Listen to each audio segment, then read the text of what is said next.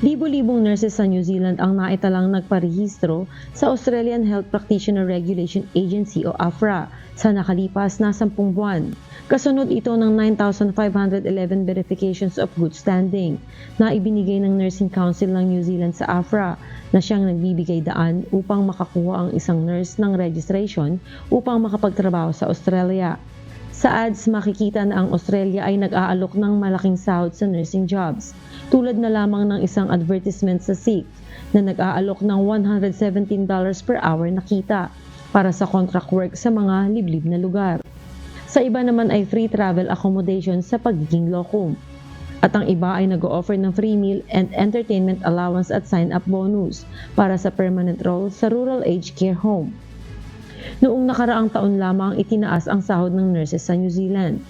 Subalit mas mataas pa rin ang sahod ng mga nurse na nagtatrabaho sa private health clinics kumpara sa mga nagtatrabaho sa GP or ED clinics. Ayon kay Kerry Nuko, kay Whakahaere o Administrator ng Nurses Union, hindi lamang dahil sa mataas na pasahod, kaya maraming New Zealand nurses ang nagnanais lumipat ng Australia, kundi maraming factors ang nag-uudyok sa mga ito, tulad na lamang ng mas magandang quality of work at professional training and development, at mas maraming opportunities ang Australia kaysa dito sa New Zealand.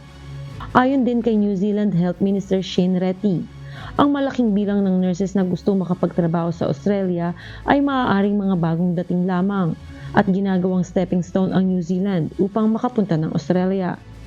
Kaya naman kasalukuyang pinag-iisipan ng gobyerno ng New Zealand ang mga maaaring paraan, gaya ng libreng edukasyon at bonding scheme, upang mapanatili ang nurses sa bansa at maiwasan ang kanilang paglipat sa Australia o sa iba pang lugar. Early Briones, humahataw sa balita ngayon.